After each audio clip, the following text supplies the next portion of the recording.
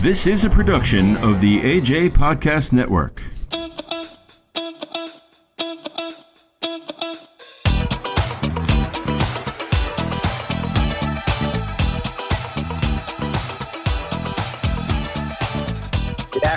Good afternoon, people. Here we go with another show, Passage Home, starring Dr. Stanley Rushing. But today we have some special guests on the show. What I'm going to do is I'm going to let Dr. Stanley Rushing go ahead and introduce his guest. Today is a very special show. Go ahead, Mr. Stanley Rushing, and take it away. Yes, I'm privileged to be here with one of my closest friends of at least 45 years, Jeanette Johnson, also known as Tavana in Hebrew. Tavana, can you briefly tell us what your name means in Hebrew? Tavana in Hebrew means love of nature, a naturalist. Right. And so this is, folks, this is one of my closest, longest friends. And what I want to share with you as I'm going through my journey of growing up, this is one of the people that I first met when I woke up. And we have continued that journey throughout our lifetime of operating, being woke. I want to start off and have Tavana give you guys a brief bio. Okay. Hello, everyone. My name is Jeanette Johnson. And like it mentioned before, my Hebrew name that I use and known by people that have known me almost 50 years is Tavana. And Kujay, Stan Rushing, and his former wife, Alfreda, we grew up together in a Hebrew Israelite environment for many years, which caused us to have a positive attitude about who we are as a people, our diets and how we ate properly to stay healthy, and just on a natural path as much as possible. I am a mother of 4 children, 2 sons and 2 daughters. They were born at home, which he had mentioned that, I think on another podcast, which was a major transition for me because of not trusting the hospitals. And I wanted to do things naturally and see how it would go, and didn't have any problems with that. But it also led me into looking into other areas in my life. Being a single mom, having to raise children, I had to have a career Hey, yes. Before you get too far, one little thing I think you should put in. How many months did you carry Avi, and how much did he weigh? Avi is her 6'7" son. Okay, I had my son. I carried him for 9 months, and he weighed 10 pounds, 12 ounces. Yeah. Okay. He's a healthy vegetarian baby. Yeah, okay. And as time went on, their father and I did not continue in our relationship. So it caused me to have to think of some more serious avenues in order to take care of 4 children. And which put me in a position, and I was able to become a police officer in the western suburbs of Chicago. And from that, I got to learn a lot about our young people in our community and families, and why we are considered so-called dysfunctional. From that, I was able to, while being a police officer, work with young people through the DARE program, which is a drug abuse resistance education piece that's in the grammar schools. I remember the DARE program. Cities. I used to be in that. Yes. So that was a big, huge eye-opener for me, because I got to get really close to young people to see what they were thinking years? And how they... I was doing DARE for 12 years. Since you're talking about years, I've been in law enforcement almost 30 years. I just retired last year. So I'm in a new world right now, trying to adjust. But my passion is working with young people. Like I said, I was a DARE officer for 12 years. I also was I was the advisor for the Explorers program, which is junior police officers. Young people ages 14 to 20 learn what law enforcement is about, and hopefully it encourages them to become to get into the field of law enforcement. Through the experience of working with young people all through the years, like more than half of the years that I was in law enforcement, it has left me with the passion to still try to make a difference with young people. And what it has done now, I have partnered with organization Chicago Austin Youth Travel Adventures, which is a Black-owned travel agency that makes sure that young people have opportunities to go to Ghana, West Africa. And so now, since we're not able to travel, which we were supposed to go this year, we're not able to travel at this time. What we're working on is putting a project together to take them to Arizona mountains, the Apache area, and to let fathers and their sons get some exposure that they normally would not have, to hopefully trigger in them the power as to what they have, and a better bonding with one another, and prepare them. Hopefully the same group will be able to go to Ghana with us when we do decide to go back, after everything's opened up and the clearances for passports and all those things like that. I do better with questions. So if there's any questions you might have. Okay. I got a couple. So you've covered your awakening, you covered your ambitions, and how you continuously are giving back to you. We have about 3 minutes. I need you to squeeze in your trip to Ghana and your spiritual experience. Okay, I have been blessed to be able to go to Ghana twice. First time in 2007, and just last year with my granddaughter who turned 16. It was a very empowering adventure experience with myself and my granddaughter, because this was the second time with me going there. But this time, I'm going to start with the last trip that I took with my granddaughter, because I have to say it really focused on what it takes in order to take someone somewhere out the country and then be ready for the transition or the transformation in them after going. And what I experienced and what she experienced, again, we went to the different communities, the different marketplaces. We went to the slave castles, slave castles. And I was always wondering, how would this affect her? And I had to say it before I left. I told my daughter, I said, hey, I don't know what this is going to do, because it definitely changed me, but I'm going to bring you back a new daughter. And neither one of us knew what that meant. But after coming back, I'm able to allow her to sit at the table with adults and share with them, her personal experience. And she's so much mature now. It's not like it's just a experience that, I just went on a trip and came back. She was able to interact with the young peoples. Young people there. We went to their schools. We went to where they live, and she saw the differences in what she has here, which has caused her to be more appreciative. Okay, she's still she has a birthday now, 17, but she has a different perspective as an appreciation for what she has here versus what she had before we left. And she's anxious to go back again. She said, I really want to see what this is like when I go back with my sister, with my brothers and our friends. So she's looking forward to go back. While I was there, I had a spiritual experience. We were talking with a young lady that was our tour guide, and she invited us to her house, her and her husband. The people I was with, we were talking about our next adventure to bring a group of young people to Ghana. So while we were talking, we were sitting in her living room, and literally my grandmother, who has been deceased, I know, 20 years or more, she literally, her spirit, I could physically see her walk through the door, walk over to the lady who we were talking to. Her name was Aisha, put her hands on her shoulder and looked at me and nodded, saying, giving me the okay that she was a good person. Because again, I'm going to Ghana, not knowing the people. I was introduced to them by people that I knew, but I never had met this young lady before, because you're concerned about the trust. But while I was there, I was in shock when I saw this happening. And I said to them, I said, look, excuse me, but I'm tripping right now. I'm not trying to be funny. And like, was that the only time? Was that the only time you ever had that spiritual experience with you seeing your grandmother? No. That has happened to me here. It has happened to me here, in the Chicago area. But on the difference, the crazy part was, I wasn't in Chicago. I wasn't in the USA. I was in Ghana. Okay.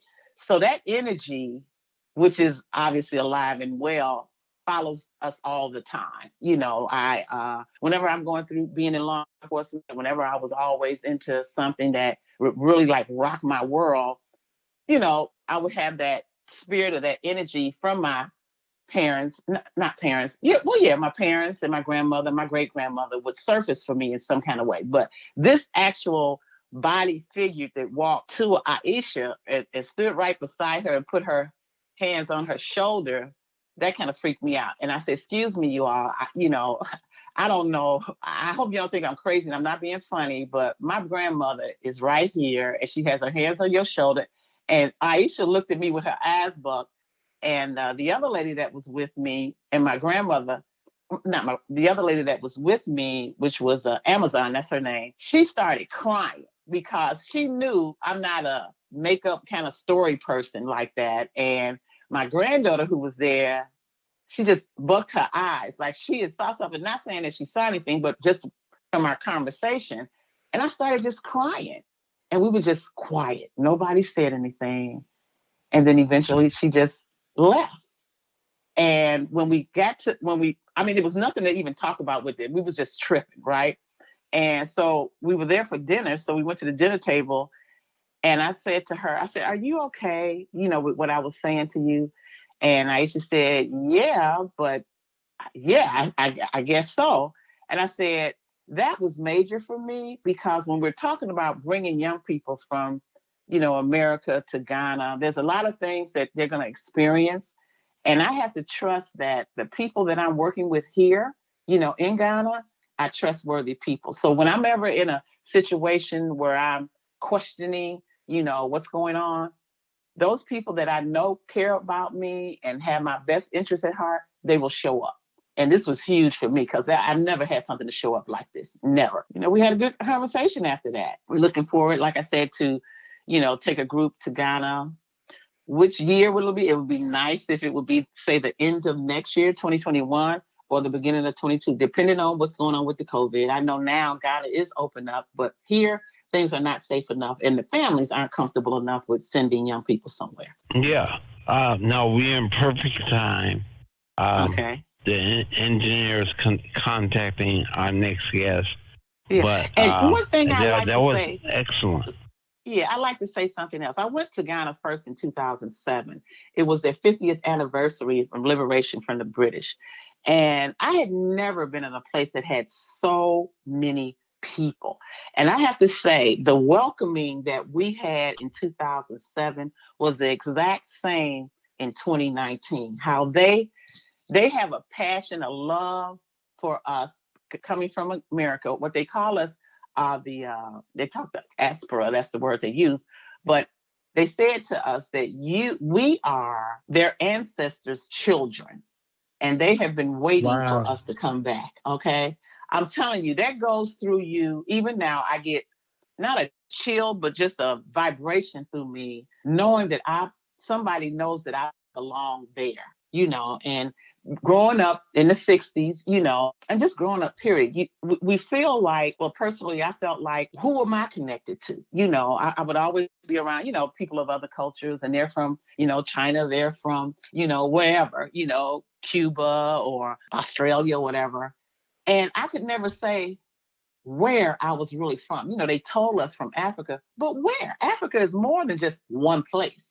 It's multiple places there. So, but being there in Ghana, it was so welcoming. And again, like I said, in 2019, it has not changed. They look forward to us to coming back and sitting at the table and having conversation as to what can we do together. And this is not off of TV. This is real tour guides that are there and people that, we're by their houses and at their houses and, orphanages and hospitals and, churches. It's like they want you there, and I look forward to going back. I would love to live there, in my latter years. And my family already knows that we want to buy some land, which they're open to that, so it's important for us to do now, to get as many people as we possibly can, and especially our young people, to let them know that there's a future beyond what they can ever imagine, being able to interact, and if you'd like to live there in Ghana, because the way things are now, that are, who knows how things are going to be. Yeah. It's going to be a plus to be able to have another country to go to just in case. Yeah. So, Savannah, excellent story. Exactly what I expected to hear and convey. God bless you and your family. Okay. Hopefully, in the future, in our adventures, we can share more. Yes, absolutely. Okay. Definitely. All right. All right. Thank you. You're Nice meeting welcome. you, Tavana. Nice meeting you too. Hope to hear from you guys soon. Hmm. Yeah, you will. Um, Okay. Bye so, bye. Terrence. That was Um, excellent. That was excellent story, man. I like that. yes, yes.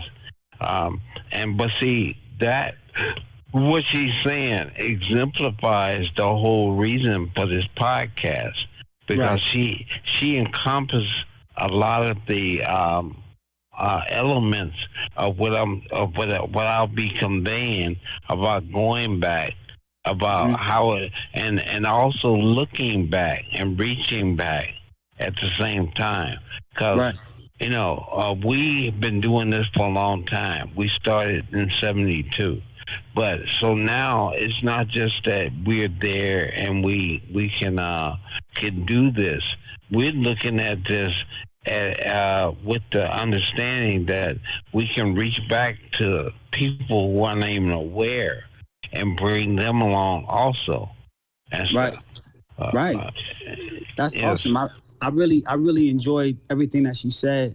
And man, she had that story with her grandmother gave me chills, bro. I can't even lie to you. I got chills when she told me that. She basically seen her grandmother standing right there. right, right, Like that's awesome, man. So yeah. let me ask you So, this question. Who do we got next on the show, man? Because uh, Tavana was excellent. Tavana was great. Who do we have Yeah, coming on next? well, we got my best friend in the world, the Honorable Judge Ricky Jones. Awesome. He's online right now, waiting in the wings. And so I'd like to bring on Judge Jones. I'd like him to give a little slight bio of his career. And Judge, are you there? I am. Hi guys, I'm on the phone. Um, All right. Well, I'm originally from Memphis, Tennessee, born there and raised in Memphis until I was like 8 years old. And in Memphis, my mom, her children, and her two sisters, and our grandmother, we all lived together, like 17 children in a house, like one bedroom. We Chicago when I was about 8 years old. And again, the same thing, poor folks. So we lived in an extended family in Chicago, and I grew up on the west side of Chicago, in a town area called K Town. That's where Stan and I we met. We attended Catholic school there. But after Catholic school, we elementary went to Catholic high school for a year or so, and we were football players. And after high school, well, I didn't finish at the Catholic high school. Stan and I went to an alternative school and graduated from there, then on to Well, college. hold on. We both got kicked out of Catholic high school the same year. we Okay. we were going to two of the top ranked high schools in the city and got kicked out. Well, go ahead, continue. Yeah. Okay, no problem. Yeah, after high school, I went to Southern Illinois University. I received my bachelor's degree there, a master's degree. From there, I went to HBCU for law school, Texas Southern in Houston, Texas. After law school, I was licensed as a lawyer. My first job was in as a JAG, a Navy lawyer. I did that like 3 or 4 years. Came to Chicago. I was a prosecutor for about 6 years. Then I was elected judge, and now I'm retired. No, no, no. Who ran your first campaign? Oh, okay. I was listening to the podcast the other day. You indicated that Barack Obama ran. He did not actually run it. We were both Right, part of the same political organization, right. and he supported my candidacy. This is before he was a senator or any of that. I think he was still just a professor at the University of Chicago, and I believe he's in the law at the law school. But so I go back that far with him before any of his political success. Correct. Yeah. That's So awesome. That's awesome. anyway, let's jump into this because I'm using a retired judge as a witness to the last podcast, and I want to go back to 1969. We're at in Argyle Park, 1968 during the riots. Our Catholic school church burnt down. We got transported bus to. Well, we didn't get bus. We had to catch the bus. we had We to were catch bused the for about a bus. week. We had to catch the bus to another school, which was 3 gang territories away from where we were. At first, we just walking through 2. And now we're because see, as kids, we never got no money, so we spent our bus fare on candy, and so we walked, and so we had to walk through those territories with shirt and ties on, and Yeah. so which every day was a was basically yea through I walk through the valley of the shadow of death, literally Yeah. every day. It It- was dramatic stress just getting home. We never knew when we weren't going to get home, and so uh, and so uh, I want to go back to Argyle Park, where how many traveling vice lords would you say were there that day to kill me? you know, I was in such shock until all I remember is a big wave of guys looking up because you on one end of the field, I was on another. Now I was not really observing what was going on your end until the ruckus drew my attention. And when I looked down, I saw all of those guys coming. I'm like, what's going on? I didn't know what was going on. And I mean, it looked like just a massive wave of them. And it was just so terrifying once I saw the gun, once I saw them coming at you. I was like, no, I can't believe this. I don't know what's happening. But it was just a terrifying incident. Right. So it was so dramatic. You had to leave. Part of you left the situation because you couldn't believe it was happening. But I was aware because they had enough guys to stand almost shoulder to shoulder around the whole park, Yeah, and they all stood there with trench coats on in the summertime. yeah, And so let's just fast forward to when we got the coach told us he was going to take us home because he didn't want us walking home. And as we got to the car, I just want you to take over. I'm standing. It's 4-door LTD. I'm standing right there between the 4 doors, the 2 doors on one side.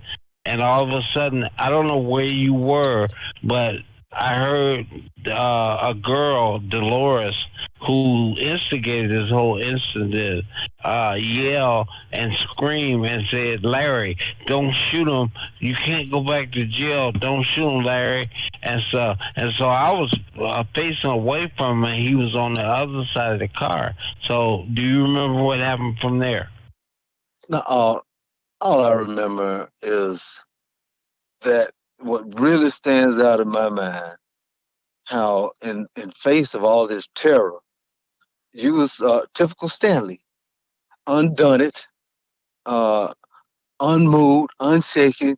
I mean, just standing there like you ready to go to battle, Hmm. a warrior. I'm like,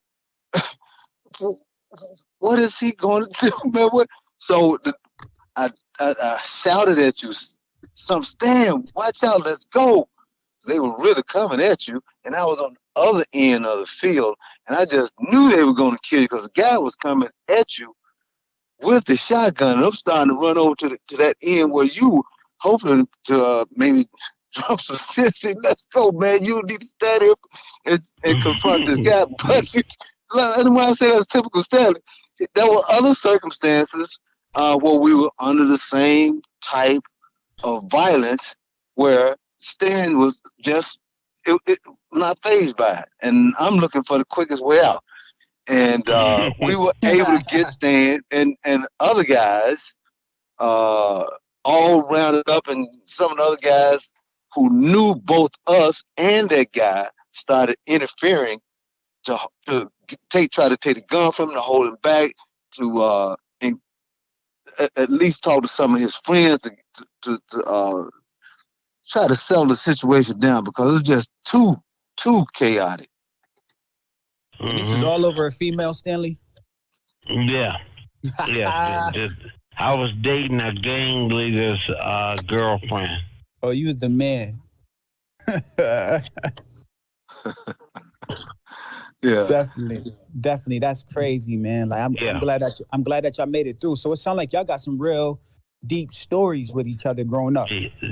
Yeah, well, so but the next thing I want Ricky to address is he told me something on the phone about the last podcast. He told me that he was into his 40s before he stopped having nightmares about that. Can you expand on that a little bit, Ricky? Yeah. See, gang activity was a lot different back then. Back then, gang was about territory. Gang violence, gang activity was about your territory. Now it's more about money. They don't care where you live, where you come from, nothing. Back then, if you cross this boundary, if you come across a certain boundary and you're not a member of that gang, they don't know you, you might get killed. I mean, that's a great threat of you, a danger of you getting killed anytime you walk into another territory. So back then, going to school, we had to walk, like Stanley said, through different gang territory. And over the years, well, back then, you had to always look around and look up. They had snipers who would perch atop buildings to shoot at people. They would close around the corners. So when you're walking through those neighborhoods, I mean, it might sound like, oh, gang stuff. No, it's different back then. And so you always fearful. You always watching out, because you don't know where the harm or danger might come from. And so this was every day, going and coming. Yeah. And then at night, the fear, the thought of tomorrow, I got to do this again. The gunfire. And the gunfire. So what happened was, for years after that, after we moved out, I'm on in my profession, I'm on in the past kind of, I'm having nightmares, and I would wake up often in a panic, trembling, sweating, and just shocked about the fear that I'm about to get killed, and envisioning situations where there's actually a shooter atop a building, there's a guy about to shoot me around, and I'm running, and these went on just all the way into my. And I heard about post-traumatic stress syndrome for veterans of the war, kids at school, because of a shooting at mass killing at a school. But I never thought about what that was that I was experiencing in those nightmares until about 3 years ago. Stanley and I were talking about this incident, about all this stuff and walking through these territories. And that made me realize that what I was experiencing was myself, post-traumatic syndrome. And people deal with it in different ways. Like I said, I had no name for it. I didn't know that I was actually experiencing that was having adverse effect. It was just something that was going through. But you know what? Yeah. It interfered with my sleep. It interfered with my rest. It interferes with and like I was saying, certain people deal with it in different ways. It might, start people's development, but I had to fight through that all these years without counseling what they would give today. Real quick, I'm sorry. I just want to ask you this: what gave you the strength to make it out, whereas a lot of people didn't make it out? What made you and Stanley? What gave y'all the strength to make it out? I'm saying, let me say this. I'm always thinking about that. And, over the years, when people would ask me that, I would say, well, it was the coach. I would say, well, it was this teacher. I would say, well, it was this friend. But, and I never would say my mama. And over the last few years, I've been really analyzing that, looking at that. And really what it was my mother. She tried to put us in the best situation. Trying to put us in the best situation. Praying mother. Put us in the best situations so that we could be successful. And everything and my mom, she read a lot. Generally what you see your parents do, oftentimes you would. So my mom, she read a lot. So I picked that up from her.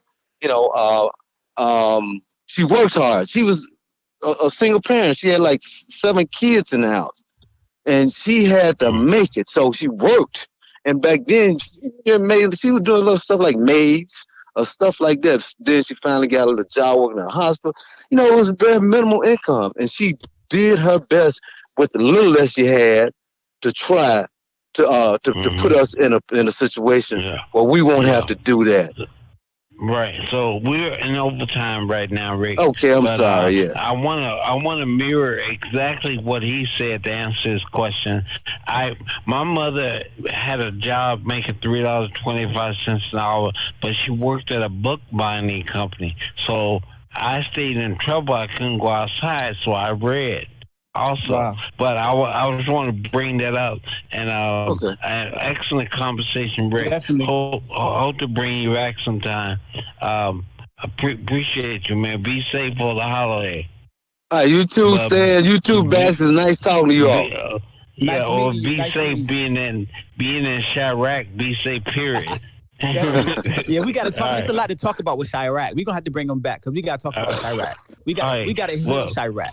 Well, you get it firsthand because one of the things that he was saying, he just retired after 30 years. 20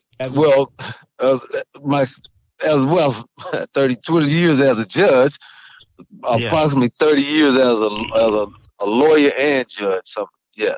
Right. So he wasn't just a judge; he was over 10,000 inmates in Cook County Jail, so he's got some stories to tell and stuff. We're gonna Thank you. Right. So, hey, thanks a lot, Ricky. We're gonna get out of here. All right, guys, take care. Nice talking to y'all. All right. Yeah. Okay. Yeah. Bye. Oh man, I love this show today, Dr. Stanley Rushing. That was real. You had some powerful friends, man. They touched me. They gave me chills, man. Definitely. It only gets better. It only gets better, man. You definitely got a story. I'm glad that I could call you my mentor. I'm glad that I could call you my friend. I'm glad that I could call you my herbalist. I could call you a lot of things. Right. Yeah. Well, just call me when this podcast get ready. I got you. So there you have it, people, man. This is our passage home, starring Dr. Stanley Rushing. He brought on 2 marvelous friends today. It's only going to get better. We're going to talk and we're going to share our stories, and we're going to talk and we're going to get our people and our family back home to the land in which they originated. You have a great night, great afternoon, great morning whenever you're listening. Y'all stay safe.